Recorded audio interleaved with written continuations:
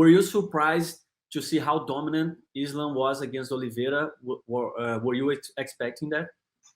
To be honest, I don't know if I would call it dominant, because in the first round, okay, the fight, he won the round. Islam won the round, but it wasn't like he was like the damaging Charles.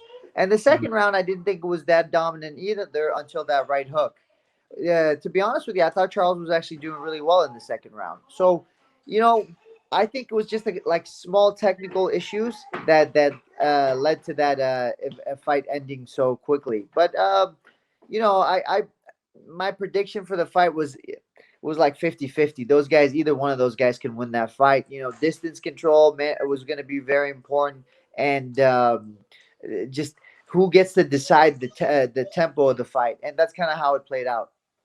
And what do you have to say about the submission? Because for a lot of people, it's not about Makhachev having a better jiu-jitsu than Charles. Maybe Oliveira was rocket and then he got caught.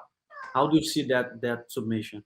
I think there's definitely there's truth to that. I mean, if he's hurt, you know, I've been hit before and I've been dizzy, and then I've had, you know, I've been choked out. It's different because when you get hit hard, time slows down.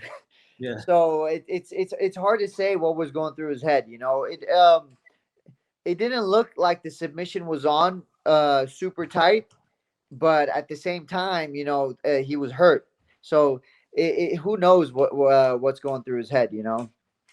You know, Charles has been saying that he never watched it and he will never watch the fight against Makhachev.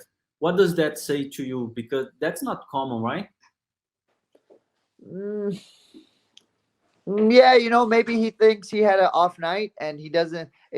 Watching that fight is not going to help him because it's going to put doubt in his mind, if that makes sense. I guess that could be something that actually makes sense for him.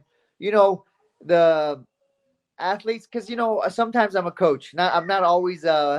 Sometimes I coach fighters, and, you know, athletes, it's very important their confidence is good.